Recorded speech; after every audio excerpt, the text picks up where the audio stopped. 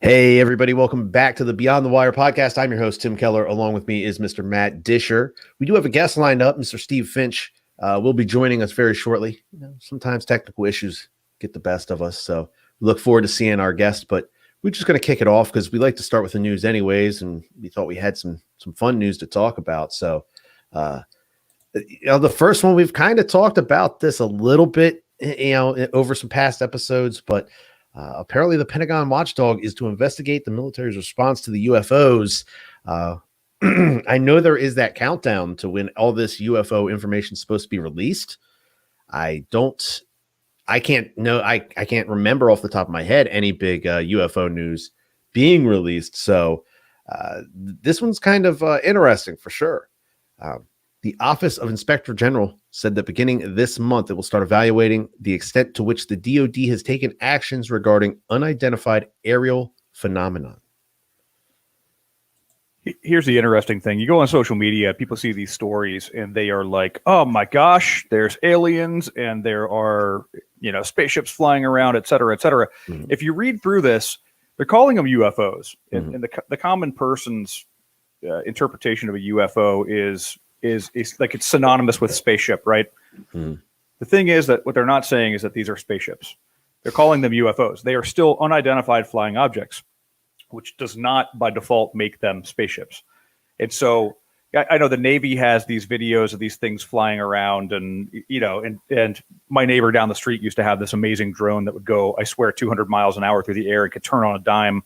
Not saying that that's what they're recording here, but who knows what some of this stuff is? It could be military tools. It could be drones somebody made off their, they're launching them off their boat from, the coast of Virginia. Yeah. But I have not seen anything that says these are aliens from another planet. Well, the article does end by saying, contrary to what the X-Files taught us, Scully and Mulder, I believe the characters' names were, yeah. The story behind military encounters with unidentified flying objects may be more mundane than extraterrestrial visits to Earth. So they're saying that most of these 100% without a doubt are not any sort of extraterrestrial right. Flying vehicles or people. It is just it's things flying around in the sky that are controlled by humans. It's Jimbo who put together a drone in his garage with a diesel engine. Right. I don't know. A diesel engine in the sky, that'd be kind of bad. Yeah, heavy. So I wanted to welcome our guest in, Steve Finch. It's good to see you, sir. How are you doing today? Man, today has been the Monday-est Wednesday I have had in a long time. The Monday-est Wednesday is a great way to describe it. I like it. I like it very much. You are still currently in the Army? Yes. Awesome. 20 years, man. I signed my last paperwork next Friday, so I got about a week and a half left in uniform, and then after that, I'll just be on my final bits of leave and retired. Well, congratulations on that. Congratulations on that. And I see you're also a part of an improv troupe. Is that correct? Yeah, here just outside of Indianapolis, there's a town called Avon. Okay. Not really a suburb of Indianapolis, but yeah, I perform at Red Curb Comedy Theater, and we get to open back up in a couple weeks. We're going to have live performances again. So it's been about a year and some change since we've done it. And I'm excited to be back on stage. You have to knock some of that rust off. Yeah, absolutely. Yeah. Yeah. What's that like getting back into that? Is that one of those things where you forget how to be funny if you're out of it for too long, or do you practice in the mirror at home? So it's definitely something that it's a teamwork thing. Like, it's not stand-up comedy where you would think, one person gets to stand up and talk in front of people. And of course you can get rusty at that too. Right. But it's the connection you get with other people. It's very much like military teamwork, man. If you know what the guy next to you is going to do, you can prepare / be ready for what he might or might not do. Mm-hmm. Obviously, there's the curveballs that people throw in there that are unexpected. But the whole premise of improv is to take what somebody else gives you, add on it, and give it back. So a lot of times they say it's yes and. So I agree with whatever premise you just made up, whatever it is, whether you just said that sound was an ambulance or not. And then I add on that. So it's a good time. It has helped me be able to interact with all sorts of other situations. And I'm glad I got into it. I also saw you did it over in Korea. You did improv in Korea. How was that? So, man, my family wasn't with me. So the first month I was there, I was like, you know what? I want to go do something. So I looked up comedy in Seoul, thinking, okay, there's got to be some English language stuff since it's a multinational city. And there was a troupe called Seoul City Improv, and they had open practices. So I went out to a practice, and they asked me to join the shows about a month into doing those practices. So I performed there for about 10 months as well. And then when I moved here to Indiana, I kept with it. It was mostly expats? Yeah, but no, I was the only military person there. There was one former military guy that had stayed there in Korea, and everybody else was expats from mostly the U.S. We had 2 or 3 British guys, a guy from New Zealand, a girl from South America, a few native Koreans that were just, really good English speakers. But it was in all English. So it was a multinational eclectic group, and the audience was about half and half other expats and half Korean nationals. That was going to be my question: is how the language barrier worked over there. I mean, so half of your audience is Korean. They understood the English. I'm assuming they went somewhere where they, they watch comedy. For sure. No, yeah. I mean, the ones that showed up were at least good enough to understand English, right? There were a few that weren't confident enough to speak English if you were to interact, but very few. Everybody else was just, knew it well enough that they could understand it and have fun. That is awesome. Yeah, I was going through your LinkedIn profile the other day, and I was like, man, improv. That's really awesome. And then I was like, improv in Seoul, Korea is even more impressive. I was like, wow, I really want to know how that went. That's awesome. I'm very happy you guys are going to get back on stage. I'm glad to see more things opening up as this COVID hopefully continues to wind down. So that is absolutely outstanding. Me too. Yeah, are you guys going to practice it all before you guys go back? Yeah, actually, there was rehearsal last night. I didn't go to it, so it is what it is. He was preparing for this discussion last night. Yeah, I had to study and get everything ready, and both my daughters play softball. 2 of my daughters play softball, and they both had games last night. So I'm a coach for one of the teams, assistant coach for the other team. So improv takes a back seat to my family. I hear you there. There you go. Hear you there. Oh, let's get back to the news. Steve, you're more than welcome to join us in commenting on any of this news. But we normally go over some news, and then we'll get back to you. Track it on. So the next news article we wanted to pull up off of military.com is how a well-known brand can affect your resume and employment for the future. So essentially this article is just talking about, as you get out of the military, potentially aligning yourself with well-known brands and big-time companies, a company like Ford, GM, Kellogg's, UPS. They are worldwide known brands, organizations. Aligning yourselves with those companies that have good PR that are out there with the public. If Progressive, you could be the next Flow. Aligning yourself with those companies potentially opens things up later on, or makes things easier going down the road, because just you being able to put that you were a production supervisor at company XYZ that everybody knows the name of. Matt and I were talking about this before we started recording. If I'm a production supervisor for the Ford Motor Company, and I see that the Kellogg's company has a production manager position open, while putting together vehicles or painting vehicles may not be the same as, boxing cereal or creating the boxes for said cereal, it's still an operation, and it's the working with the people. And that's really what they're going to be looking for. They're going to be looking for hey, we trust that this company also has a strong training program, and that they take quality individuals and they promote from within. So if this individual made it to a supervisor here, he's probably a decent enough candidate that we should bring him in to have the conversation for this management position. Yeah, leadership and operations in companies are leadership and operations in other companies. And some companies don't suffer fools, as they say, which means that if I know that company A always has an exceptional training program, culture, metrics that have to be met, et cetera, and this person's resume says that they've been working at this organization for 3, 4, 5 years, 10 years, whatever, I'm going to know that that person has a certain sense of duty, responsibility. They haven't been able to just kind of skim by and skate, as we said in the military. I'll use an example that everybody should be able to understand, that we see quite a bit on social media, and that is Chick-fil-A's operations in a drive-through. We joke around that the COVID vaccine should be distributed at Chick-fil-A's because they're so efficient in the way that they do work. There's even jokes and memes that say, if Chick-fil-A forgot something in your bag, you weren't meant to have it. And they were right.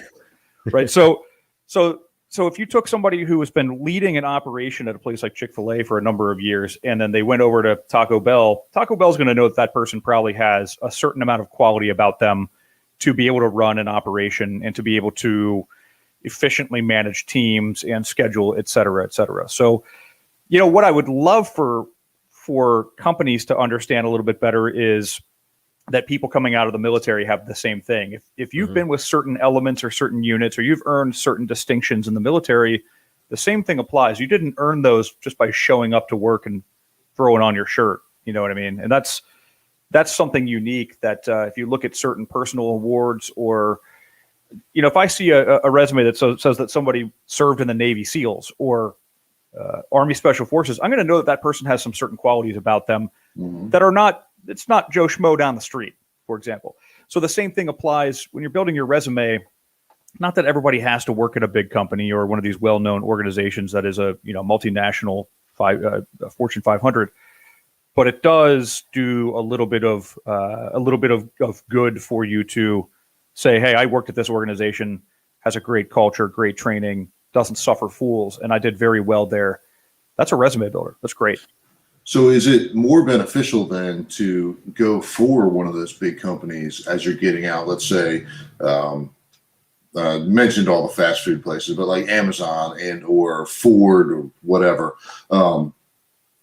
instead of looking at one of those smaller corporations that may have a really good compensation package, really good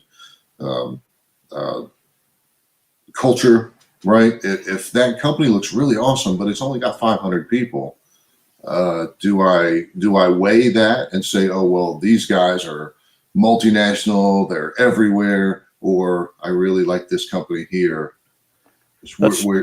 Where's that? Great question. Steve, I think it depends on what you want out of your career. I know some people who are very successful and they have no desire to go to smaller or to larger businesses. They stay in smaller companies, they stay in startups. So really it depends on what you want out of your career. And there is this common misnomer. I talk to a lot of people coming out of the military that they have to go work for one of these big companies. They have to have one of these big companies on their resume. So contrary to what we're talking about, having one of these companies' names on your resume, it's not necessarily necessary for success because it just depends on what you want. Some people thrive in smaller organizations. I prefer, personally in my own career, I love working in some of these big companies where there's a lot of moving parts and there's a lot of people to influence across the board. And I've worked in smaller organizations too, and smaller organizations behave different from big organizations, and multinational companies behave different from regional companies, et cetera, et cetera. I think it really just depends on what you want out of your career. But if you are aiming to, hit leadership levels and you want to be the next CEO of a 50,000 person company, yes, it probably behooves you to be in with one of these big organizations with production and operations that is well known globally or nationally. Sure. Well, then looks like I can look for the smaller companies because I want to be a chicken farmer. Chicken farmer, yeah, right. See, so you don't have to be in with the Fortune 500s to be chicken farming. Yeah, love it. No, my wife and I just bought a new house, so I already got the chickens there. There you go. Yeah, if you find a good fit for you, there's no problem. It doesn't matter if it's a 2-person company or a 2 million person company. If it's the right fit for you, then you found the place to be. So this is one of those conversations. Does it then degrade? Go ahead. Good. Okay. Yeah. Does it then degrade my resume now because I left the military and started with, a company that is not well known. No, I don't think so. I don't think so at all. Really, I think what a lot of recruiters and hiring managers are looking for are two things. Have you been gaining the skills that they need, the skills and experience that they need for whatever job they have open? And secondarily, the other big thing that I look for on a resume, that other recruiters look for on a resume, is a upward path of success, and not even necessarily promotion, but continued success. Somebody who takes on more and more responsibilities, or they're always moving in the upward trajectory instead of, hey, I started out as a manager and then a year later I was demoted to the guy who sweeps the parking lot. What happened here? Do I want to bring you on if you haven't had an upward trajectory? The thing I was going to say before is, this is one of those 10, 20 years ago, and you still see this a lot. You see a lot of your business leaders who have all of these prestigious degrees from Ivy League schools and things like that. The other thing is that you don't have to have those in order to have a really solid career. Do some organizations have great education and they look good on a resume? Absolutely. But I've also met, and I think we can all attest to this, I've met people with plenty of degrees from fancy looking colleges and things like that who were not operational leaders, who were not leaders in general at all. And I feel like what you just said was you've met lieutenants. Without saying it, I mean, yes, as an enlisted person myself, I guess that's where we're going. But yeah, that's one of those conversations that we have in the corporate space is your degrees, where you went to school, and even the positions you've had at prestigious companies or not carry you so far. If you are incapable of doing the work, if you're incapable of being a leader and executing and planning, et cetera, it doesn't matter how many degrees you have from 16 different Ivy Leagues. It doesn't matter. It's anybody can, I always say this, anybody can go through college and earn a degree. That's not the hard part. For me, the hard part was doing the Marine Corps thing, or coming out of the Marine Corps and being a solid executor in business. Sure. Not everybody can come into a business or come into an operation and perform. Mm-hmm. And so if you can get the performance piece down, you can get the experience piece down, and you are able to lead, you're able to operate, that is far more valuable to your career than however many degrees and certifications you have. Completely agree. Let's talk about this last article we pulled up, and this is well-deserving. This is fantastic. So retired U.S. Army Colonel Ralph Plunkett is going to have one of his medals upgraded to the Medal of Honor.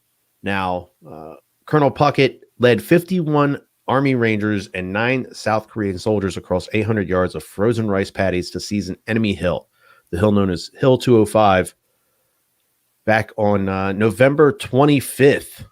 I'm trying to find the year here. I missed the year. 1950. There we go. Talking about how they came under machine gun fire as soon as they jumped off the tanks, which had carried them from behind the other hill onto the rice paddy. During the operation, Colonel Plunkett deliberately exposed himself to enemy machine gun fire so that his men could spot weapons locations. This guy, they were under mortar attack, showered with grenades, machine gun fire. This guy continued to put himself in harm's way with the intention of allowing his other soldiers to hopefully, get those clean shots. He does credit the returning mortar support he got for saving their necks the first time, but later on that evening, about 2:30 in the morning on the 26th, they once again fell under fire. He asked for support, and they no longer could give him that support, so they had to fight their way through it. But after the Korean War, excuse me, my printer behind me is going off. After the Korean War, he served 2 more years in the Army Infantry School of Rangers Department. He would earn a second Distinguished Service Cross while serving in the Vietnam War. His other decorations, and listen to this, include 2 Silver Stars, 3 Legions of Merit, 2 Bronze Stars, the Accommodation Medal, 10 Air Medals, along with 5 Purple Hearts. Now, essentially, by reading this article, I don't know this to be a fact, but it seems to me like the producers in Hollywood didn't think that the name Ralph Pluckett would pop off the screen, so they went with John Rambo instead, because this guy is a badass. His list of awards sounds like a Christmas song. Yeah. And a partridge in a pear tree. I mean, imagine this. But see, also think about this. Imagine that you're 94 years old. Your career has been over for a long time. This guy's been mentoring Army Rangers, though. This is what caught my eye about this article. This guy's been mentoring generations of combat troops coming through these programs in the Army. And imagine that you are far retired. One day they knock on your door and say, "Oh, by the way, you're getting the most prestigious medal, the most prestigious award in the military." Still equally as important, but geez, it took a long time. It took a long time to get this back to him.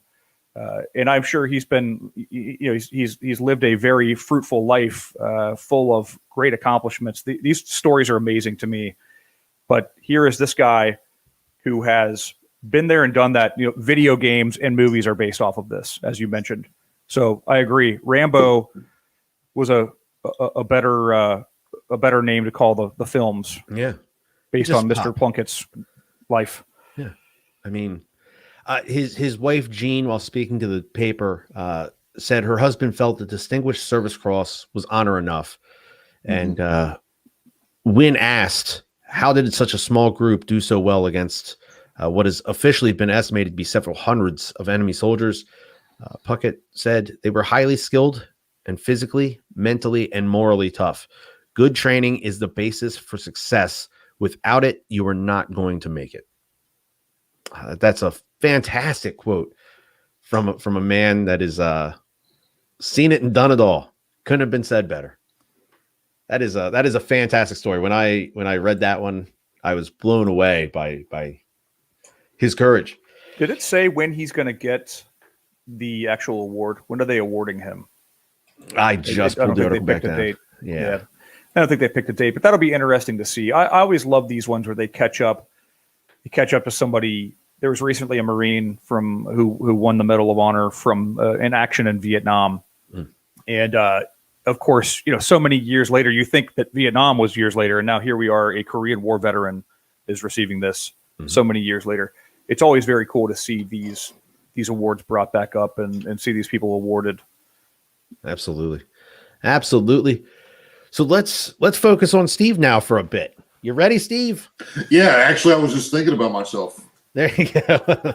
And that's that improv. I was thinking, man, if they bring stuff up from back in the day from me, man, they're going to downgrade all my awards. Yeah, Steve, let's go back to first grade for you. Let's not. Mrs. Basso did not like me very much. I always got in trouble for using too much paper towels at the hand washing station. It was traumatic. Like a good dry hand, Absolutely, yeah. No, I mean, I can't be picking up those Xerox copies of worksheets with wet hands. Well, I mean, hand washing these days in the last 13, 14 months he was preparing. Right. Yeah. It's a very valuable skill to do right. Yeah, it was 25 years early or whatever. Right. A lot more than that. I'm old. Well, Steve, so you said you were in your waning days here with the United States Army, and first off, thank you very much for all of your service, all of these years you've put into this. It's well deserved. Hopefully whatever you decide to do going forward is rewarding. But let's talk about that. You spent all this time in the Army. What's the plan now? Well, like I tell everybody else, I got to get a real job. Yeah. And I don't know what I want to be when I grow up, is what I say. But really, I like making an impact with people. But how am I best suited to do that? Right? Master's degree in organizational leadership, bachelor's degree in management. It should lead me somewhere to some kind of job. It's kind of where I went with those degrees. I just said, well, this should put me somewhere. I didn't try to find any kind of niche. I didn't want to go to like IT and have any kind of specialty. I wanted to be that person that was able to do all sorts of things, and come to find out that's not always the best direction to go. If you say, well, I play football and I can play every position, then you're not the best quarterback on the team, right? You're not the best kicker on the team, but you can do it. And that's kind of where I directed myself, not really realizing where I was going. So there's that. And I started looking into the programs for career placement. There's so many for getting out of the military, which is awesome. But I had so many variables. Like I didn't know where I was going to live until about a month and a half ago. Those are the things that you want to look at before, 2 months before you leave the service. But it just so happens how our family worked out. That's how it is. So I haven't. It's an interesting time to leave the military right now, though, too. And that's something that is not being discussed at large. And that is that the unemployment rate jumped 13, 14 months ago. Companies shut their doors in some cases for an undisclosed amount of time. Some companies still don't have people in the office. Some organizations have not come back to work completely.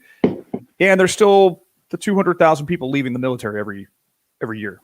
And so those are people that are competitive, as you mentioned, Steve. You got a resume full of different operations and training capacities and degrees and things like that.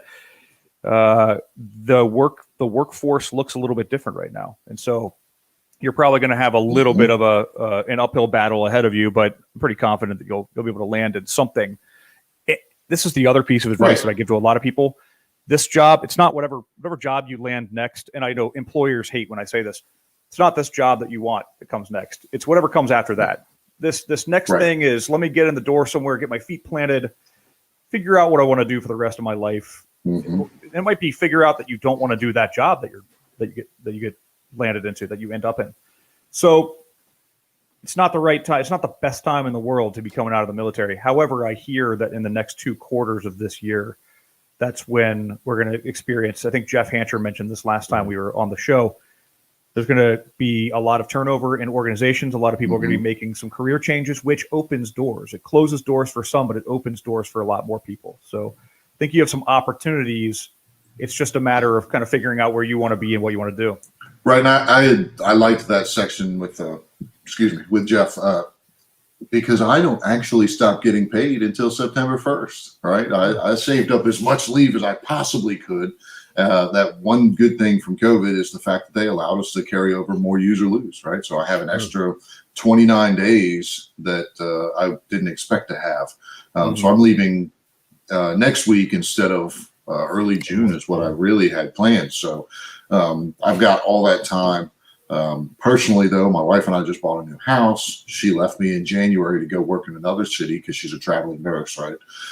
So she gave me 2 houses, 3 kids, 2 dogs, 4 lizards, 2 rats, a snake, 2 cats. I got all of it by myself right now. And oh, by the way, this new house needs renovations. So it was built in 1926. It's a farmhouse. I've been busting my tail over there, pulling off plaster and lathe, and it's been a good time. But it kind of, I've had a job search and I've been looking for stuff, but at the same time, if I don't start next week, that's okay. Right. Because I got plenty of work to do. That's the best kind of job search, though, is that you're not in a hurry. Find what's going to make you comfortable. You don't want to jump into something where you're working on weekends and holidays and missing out on life, and I see a lot of people do that when they leave the armed forces. They're like, I'm going to take this job with this great company and go work until I can't see my family anymore. That's not what you want. You want to go find that. Yeah, right. Did that. Right. You want to find something that's going to allow you to build your skill set, build your resume. Go find that job with that company that's going to be, as we discussed before. Go find that job with that company that's going to be a good resume builder, or don't. Right. I've been in a position post-military myself where I have started up little operations, thought about becoming an entrepreneur. In a lot of cases, I landed another job so fast that my entrepreneurial ventures kind of halted, and then I went and pursued the other career. But who knows? I think that there's going to be a lot of unique opportunities opening up for people in the next 6 months as the world sort of comes back. Those could be remote opportunities or on-site opportunities, but one way or the other, you're not in a hurry. So take your time and find it. Right. And speaking to the entrepreneurial aspect of it, I think sometimes entrepreneurship is because they can't get another job, or they were looking for something else and they said, well, I need to do this. But a lot of times I've seen people say, man, I really wish I'd have done X, Y, or Z, but I got a job over here, or blah, blah, blah, blah, blah. Right. And so if I end up being an entrepreneur, which I certainly could, I've got ducks and chickens. I can sell eggs, right? Right. Maybe that's, maybe the COVID will make me, or the pandemic closures will kind of force my hand on that. Right. And I think, the other piece of this is that everybody's not designed or made for go work the rat race, as they say. I never understood that as a kid. I understand it now when I'm older, especially after I've seen all these transitions through COVID, companies hiring and firing and changes and moves and things like that. It's a rat race. Some people are chasing their tails in their own career. And when you have more control over whatever it is that you're doing, or you're able to work in an organization that gives you more control over your own destiny, that's ideal. There's a certain amount of risk in being an entrepreneur. It's certainly rewarding, as Jeff Hancher will tell you. But at the same time, for some people, there's a lot of risk, and it costs you a lot. My brother is one of those. Like he does not work for a company. He's, he leads an organization, does some of his own work, and he has to be that entrepreneurial person. But that comes with Saturday night. We're sitting out by the bonfire, and he's taking phone calls. Yep. There's a certain amount of risk and leverage there, but you just got to find your niche. You got to figure out where you fit in. And if you can make a career selling chicken eggs, I buy chicken eggs from the grocery store. Somebody's making them. Yeah. The chickens make them. Let's really be honest here. Somebody's packaging them and there you go, charging me $5 for them. If I was going to say $5 a dozen, I got free range for $3 a dozen. Hit me up. Well, we're not too far away from each other, Steve. I could drive to your house in probably an hour and a half or two. It's true. Duck eggs are really rich. They're great for pastries and stuff like that. I got ducks. I was going to say, Steve, if you have ducks in the Finger Lakes in upstate New York, I found a creamery up there that uses duck eggs in their ice cream to make it even creamier because of how rich the duck egg is. And I'll be honest, I did the flight. You get like a little tiny cup of like all 12 of their flavors or whatever. Some of them weren't so good. I'll be dead honest. Yeah. Some of them were absolutely amazing though. So, they had like a strawberry rhubarb. Wasn't my cup of tea, but they had like a chocolate caramel that was fantastic. Like some of it was just really good. And I'd never seen, it was a slight gimmick. They're like, hey, we have all these ducks. What can we do with these duck eggs? Sure. Let's make ice cream. So, well, the fun fact, duck eggs have higher fat content. And as we all know, fat makes things taste better. It definitely does. It's odd, but yes, it definitely does. So let's go back in time a little bit, Steve, and obviously, we're coming up on 20 years here, so this is a little further back than most of us go. But let's talk about your military service.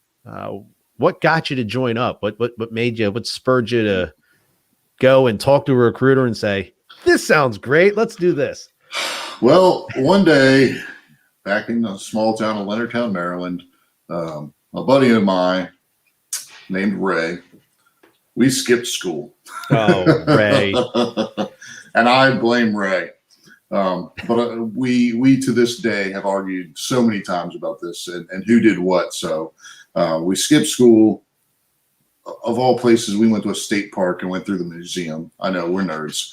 But then on the way back from skipping school, we were driving past the school, and I swear it was him because it wasn't me. He said, "Hey, should we go into our last class?" Our last class was one of the VOTEC classes for law enforcement, right? And I said, "Well, why would we go back?" He said, "Instructor's got a guest speaker coming in today." I said, "All right, well, let's go back." And he says the conversation went the other way, that I suggested we go back. But anyway, we went in there, and the guest speaker was an Army recruiter, Sergeant First Class Joe Krasinski. And he said, you guys can join on the buddy program, and you both get to go to the same place, and you can be a cop now instead of waiting until you're 21, where you have to be 21 to be a police officer everywhere else. So you can be a cop now and then get out of the military, and you've got experience, and you can get hired on by a police department, blah, blah, blah. Man, that was a great deal. Let's do it. So Ray and I joined the Army, and with the expectation of doing 5 years and getting out and being regular police officers. Now, this was before 9/11, actually. So I did 5 years and I got out. And after about 6 months of being out, I decided that this was stupid. I shouldn't have gotten out of the Army. I'm going to go back. And all it took was me walking in a recruiter's office and saying, "Hey, I want to go back in the Army." He says, "Okay, great." This was 2006, right? This was surge time in Iraq. Yeah. And he said, "Do you want to go to a different MOS or anything?" I said, "No, man, I want to be a military policeman again. Let's do it." He said, "All right, well, when do you want to leave?" I said, "Well, what's as soon as you can get me shipped?" He said, "Like 2 days." Boom, did it, right? So I was out for 50 weeks, 50. So I didn't even make it a year as a civilian. But that year out gave me the opportunity to realize the benefits of the military and the things that I didn't do yet that I wanted to do. And one of those things was go down range and serve in a conflict, right? And that was brought up a few weeks ago, right, Matt? There was the not necessarily survivor's guilt, but the guilt of those people that didn't serve in combat. You guys talked about that, right? It was Matt Askren. Yeah. Matt Askren. Yep. Yeah. And so I was kind of in that boat, because I had done 5 years in the Army, and I deployed to Kosovo and Guantanamo Bay, right? But I never served in that capacity downrange. And for those that don't know, downrange means like in the war area, Afghanistan, Iraq. Okay. I know you two guys know that, but you never know who's listening, right? Right. Yeah. And so I went back in and did everything in my power to try to go to one of those places, right? My first place, I went to Germany, right? They always deploy out of Germany, not me. Next place, Fort Meade, Maryland. They never deploy out of there. That's where my wife and I got married. We went to high school together, so we already knew each other. And then after that, I went to Fort Carson. I deployed to Afghanistan. I got to spend 2 whole months in Afghanistan. My wife had to have heart surgery, so I came back. No issues there, but at the same time, I've spent 2 months downrange out of 20 years, and I don't hold anything against her. It's not her fault that she had to have heart surgery, right? But at the same time, just like, well, everybody else spent 2, 3, 4 years fighting, and I was there for 2 months. But it's cool. Like, I have to come to peace with it. But at the same time, there's a little piece of me that said, I came back in the Army specifically to do this. I didn't get to do it.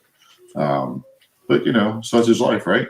Well, I mean, I'd make the argument that most people who served in Afghanistan or Iraq throughout the duration of these conflicts didn't serve in combat. They weren't out slinging lead with the enemy. It was typically, I mean, you got to think about the operational and infrastructure operations behind the deployments.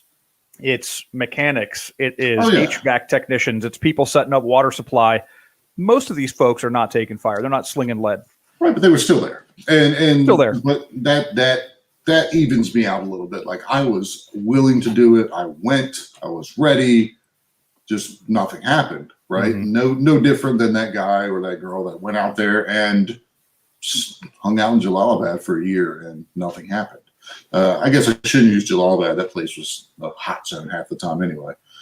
But to your point, right? There's plenty of people that didn't see combat per se, but served in a combat zone. Right. Yeah, right. Absolutely. So, what town in Maryland did you say you were from? I'm actually from Hollywood, but my wife and I went to Leonardtown High School. Leonardtown. Is that south of DC? Oh, yeah. Close to Potomac, right?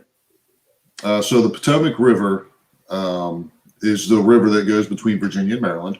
And then, of course, the Chesapeake Bay goes up the middle of Maryland for anybody that's, confused. And where those meet is called Point Lookout, and I'm about 20 minutes north of Point Lookout. In order for us, anybody from my county to go to Florida, we have to first go north to get to a bridge, go out and around to come out. So I'm looking on the map right now. So there is a large Navy base. If we got Navy folks, it's Patuxent River Naval Air Station is there. That's where Chuck Yeager trained. That's where the test pilots all train. That's where the test pilot school is. That's where a lot of guys learn how to, well, I shouldn't say guys, a lot of folks learn how to fly the aircrafts off of an aircraft carrier because that's where they have the test runway with the little launch cable on it, which is awesome. We used to go as high schoolers. We used to go to the base and watch guys, the pilots shoot off this aircraft carrier that was really just an airstrip on the ground to practice coming off an aircraft carrier and practice landing on it. They'd land on it and get hooked on the cable. It was pretty cool. So why that? Why Army and not Navy? If you're watching these pilots take off of a fake aircraft carrier, because the Army recruiter showed up at that class and talked me into it. Right? Yeah, it just happened to be right place, right time. That Army recruiter happened to show up to this class as Steve and his buddy. Right. We're not going to say who talked to and what. Ray, I blame Ray. Right. So Steve and Ray, one of them said, "Hey, let's go back to school, even though we've skipped all day." No, Ray said it. Okay. Well, you know what, Steve? You're the guest, so we're going with Ray. Ray talked Steve into going back to school after they'd skipped, and lo and behold, there's this Army recruiter, and he goes, "You guys should join up. You guys, peas in a pod. Let's go. Bring us in. We can be cops." Let me ask the all-important question, Steve. Do you remember which advertisement the Army was running at that point in time? Because I remember the Marine Corps advertisement. We were Be All You Can Be. Okay. Because, like I said, this was November '99. Okay. Yeah. And so I went and met with the Marine Corps recruiter as well. I said, "Hey," because the offices were literally across the hall from each other. Yeah. And so I went into this guy, Staff Sergeant Jeff Colburn, and I said, "Hey, man, I want to be a police officer. I want to be a military police officer. The Marines have those, right?" And he said, "Yeah." I said, "Well, can I do that?" And he said, "We don't guarantee jobs in the Marine Corps. You want to be a Marine, come be a Marine. Everything else is secondary." And I said, "Oh, all right, cool." So I went to the Army. So I've always said that for all the guys and girls that I know that are Marines. Like, the only reason to be a Marine is you want to be a Marine, not because you want any particular job. If you want to be a Marine, be a Marine. After that, and so since I didn't have that, I want to be a Marine thing. I just wanted to be in the military with a specific job. I was selfish and went to the branch with the lesser uniform and the better equipment. Right. So more people, a lot more people. A lot more people. Yeah, a lot more people. Right, a much bigger budget. Yeah. But we appreciate you guys because you take all of our hand-me-downs and don't complain about it. It's awesome. We have all this broken stuff. What are we going to do with it? Right. Ooh, give it to these dummies. Yeah, give it to the Marines. Yeah. We complain about it. Just nobody listens. Nobody cares what we're complaining about. That's fair. Okay. Yeah. Be happy you got that and just Well, we complain about it too. And then we go see the Air Force dining facility and they're picking up trays off the table. Yeah. Can I have my filet mignon medium? Yeah. Right. I will say my wife's best friend, her youngest daughter left for the Air Force boot camp not too long ago. Her bunkmate tested positive for COVID. So shit. the whole they don't call it the whole flight essentially got put on 2 weeks, downtime. They went and they put them in a hotel. So they each got hotel rooms. What? They got their cell phones back. They would have a shuttle service to go back onto base to go to the PX so they could still shop. How do they go to PX if they're I don't know.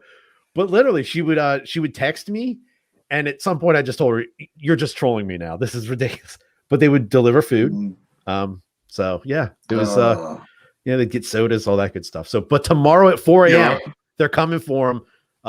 Thursday. So tomorrow at 4 a.m. they're coming to wake them up and get them. So I hope they run these into the ground or whatever they do in the Air Force. When I hear these stories from other branches, I'm like, my military experience was completely different. Nope. Yeah. They put you up in a hotel. You mean the woods with a tent? Well, there was this post when Texas lost power a few months back from that ice storm. There was a post that somebody took a picture of their thermostat from the Air Force barracks. And I'm sorry, we're picking on the Air Force. I'm sorry. But that's what we do. Right. But it was something along the lines of the temperature is 60 degrees in here and it's cold. And I forget what they call it. The dorms are cold or something like that. And I couldn't help but think to myself, I'm like, oh, so you live in dorms. This is like the Marine Corps, except you're sleeping in a bed and it's a little bit chilly inside of your room. Because I was typically soaking wet laying on the ground. Yeah. That was my experience. Or I was in a hole in 29 Palms when it's 20 degrees in the desert and it started snowing. and I'm uncontrollably shivering. Like, or you're not sleeping for 3 days at a time, Yeah. right? And my brother and I had this comment. He's in town from Florida, and you're having this comment. He's like, "I've never developed a taste for coffee." I'm like, "Bro, in the Marine Corps, I had to develop a taste for coffee because otherwise, it was chewing tobacco and coffee to keep you awake because you weren't sometimes you getting mix it together. Yeah. Right. Yeah. You take the little coffee grounds. Yeah. You had to have it. Well, Steve, I see in your LinkedIn profile though, even though you talked to the Marine Corps, you ended up doing an inter-service non-lethal weapons instructor course with the Marine Corps. For two things on that. One, you got to train with the Marines anyway, but secondarily, I was unaware that the Marine Corps had anything non-lethal. I mean, I'm not going to talk about all of the Marines that I've met that are non-lethal, but there's a few out there, and there are. It just so happens that the Marine Corps is the DoD, the proponent for all DoD non-lethal service stuff. The course, while owned by the Marine Corps, if you will, there was an Army instructor, there was a couple civilian instructors. The most Marine-ish part of that whole course, aside from the old gunny that talked like he was a WWF wrestler and he spoke like this, awesome dude. But we used the Marines that were waiting training from their basic to their A school. They haven't gone to, that's what y'all call it, right? A school, their AIT or MOS specific MOS school. Yeah. They were waiting for that, right? So those were the ones that we used as our targets and our rioters and stuff like that. But I remember, and this is when I first felt old and got it. It was probably more than 10 years ago when I asked one of the Marines, I said, "Hey, what year were you born?" And he was like, 1996, Sergeant. I'm like, oh my God. And now we got guys coming in 2003, born 2004, I guess they can, if they're 17 now. I'm like, one of our first guests, CJ Lang, Air Force member. Sorry, we're picking on the Air Force, CJ. He posted a picture yesterday on social media of him going out with a flight crew that he's in charge of, from a distance. And Tim posting a picture with all these guys behind, and a man who's closing in on 40. And what I saw is a bunch of babies. I'm like, look at these. These are boys still. Like, wow. Yeah. And these guys are in charge of these huge planes, multi-million-dollar planes that are going up in the sky. I was like, wow, they had it right in the 40s. They had it right when they said, let's take care of our boys overseas. Because really, 17, 18, 19. The vast majority of the service, especially now at our age, look at the people that are in the service. I was vacationing in Hilton Head a couple of years back, and we were in the Savannah, Georgia airport because that's where we flew in and out of. I was in the security line, and there was this young devil dog just graduated from Parris Island, and I started talking to him about, I went through Parris Island and I graduated this time and that time, and I started doing the math in my head, and I'm like, I am now the old guy in the airport telling you that I served in the Marine Corps too. This kid was born the year. This kid was born the year that I went in the Marine Corps. Did you give? And I was like, did you give him a nice hard candy as you left? I mean, yeah, right. Here you go, Sonny. Like, keep your socks clean. No, but I realized this, and I'm like, I don't feel like this was too many years ago. It wasn't that long ago that we were coming out of the military or joining. I mean, for me, it was yesterday that I was going to boot camp. I was like, all right, this will be 3 months of hell, and we did it, and then it'll be into training and et cetera, et cetera. Well, here I am talking to this guy, and he's probably looking at me like this old guy's talking to me about how he was in the Marine Corps too. The funny thing is, like, we're in the same conflicts. We were in the same conflicts back then that they're in now. It's such a strange, like, it transcends, like, oh, you're going to be over there. Well, I was over there too, or we were over there and we did the same exact thing. Yeah, so Matt, 20 years ago, Matt scared a young man in an airport, gave him a hard candy, and warned him about trench foot, and they went their separate ways. Get your polio vaccine. Yeah. Steve, I also wanted to hit on the Irreverent Warriors. You are a hike coordinator. Is that correct? I was part of the coordination team. Okay. So I didn't specifically. It wasn't me. It was a team. Okay. And the group of the team was I want to say there were more Marines than anything in the group. But either way, the hike happened the 1st of May, so just this past Saturday here in Indianapolis. Good time was had by all, and Irreverent Warriors just happens to be a organization that the fact that irreverent is in their name. And for those of you that don't know your definitions of words longer than 6 or 7 letters, irreverent really just means they don't give a F.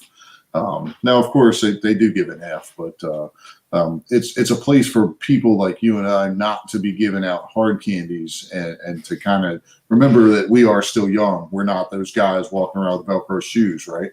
And it's kind of geared towards those of us in the this generation, this 9/11 generation, and the Iraq-Afghanistan conflict guys, not the Vietnam War or World War II guys, which those are awesome dudes. I love them to death, but we kind of have a different sense of humor, a different take on things, and we're a bit more irreverent, if you will.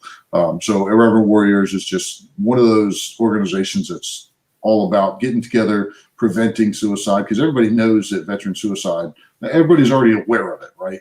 That we're blowing our heads off way more often than people in civilian population, right? So why don't we get together and remind one another that, hey, you got me, I got you, and that's pretty much what it is.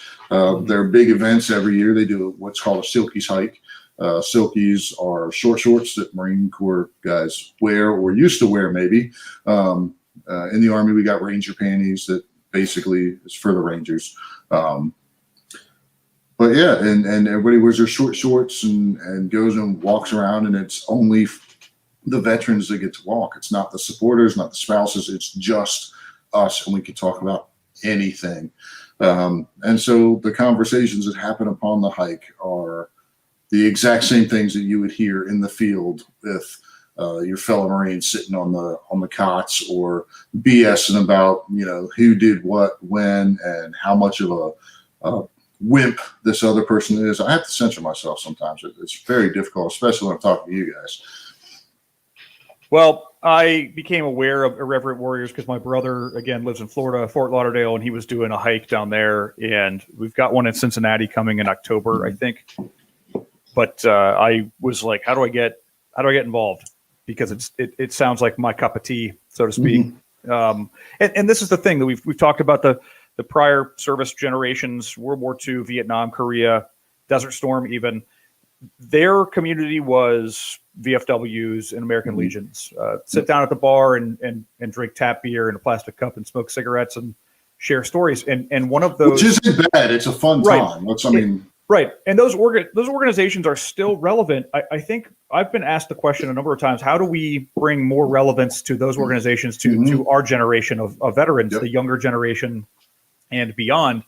And one of my answers was that I don't think our generation necessarily likes to sit in a dark bar and talk. We want to go do things. We are a generation of community service or social media and public exposure. Let's go do something public so we can share it with the world, not to show off, but to share it with the world, to get other people involved and be more inclusive of everybody. I have walked into a few VFWs, I don't have anything against these organizations. I've walked into a few where the music stopped and everybody turned and looked at me and I felt really strange. And I'm like, shouldn't feel this way. I am you and you are me. So perhaps this is the generation gap or lack of gap. Maybe it's the closing the gap that these are now the networks that our generation has on these hikes and whatever else comes to fruition. Here in Cincinnati, we don't have a whole lot of these networks that meet and talk and stuff like that. And I know that in other cities, there are these really San Antonio and Southern Florida, and just to name a few that I'm aware of, have these networking groups. They go out on boats together and they do whatever. They have coffee and bourbon together and et cetera, et cetera. So who knows? Maybe I'll start one for the Midwest here. Right. This isn't Wilmington or Charleston or San Diego or Killeen, Texas. I'm in Indianapolis, right? Like yes, they are appreciative of military, but it's not military, not friendly. It's not full of military people, right? There's not a base down the street. Sure, no, yeah. Right. I mean, I drive an hour to a National Guard owned base where I work. So there's nothing else here for the military guys. So I think in those cities is where it's most helpful to remind you, hey, we still have each other. We are here. Like we do exist. Because when we leave the military, EAS or ETS or whatever they're called, depending on who you're with, you kind of assimilate back into the civilian population, and it's not as readily noticeable that you're a vet too. So unless you're tatted up and you got all the accoutrement of all the veteran stuff on your skin, I mean, how do you know? Right. I'm fat, but I have a decent haircut, maybe kind of a little bit. I'm trying to get into the retirement scene. Sorry, Tim, I wasn't trying to pick on hair stuff. Hey, it's okay. But like, you don't know who's a vet and who's not, unless you talk to them or unless you hear about this Irreverent Warrior stuff. And there's countless other organizations as well. I mean, I'm not taking away from them. I'm just involved with this one. Yeah, sure. Well, Matt brought it up. I think the last generation, they didn't have the social media. There wasn't this way of sharing, information and things like that. So like, the going to the VFW. Go ahead. If I can make a real point, you just said they don't have social media. My grandfather served in the Korean War, right? Thanks to social media, I now know that I have a half American, half Korean aunt.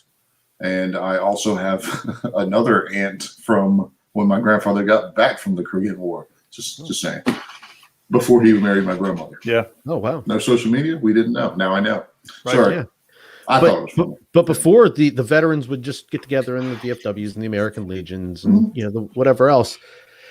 And it would just be that group of individuals. Now, I think that some of those veterans, along with a mix of veterans of our age and even a few younger, have said, hey, we can still take this, essentially the same group, but let's take this outside. Let's go do something.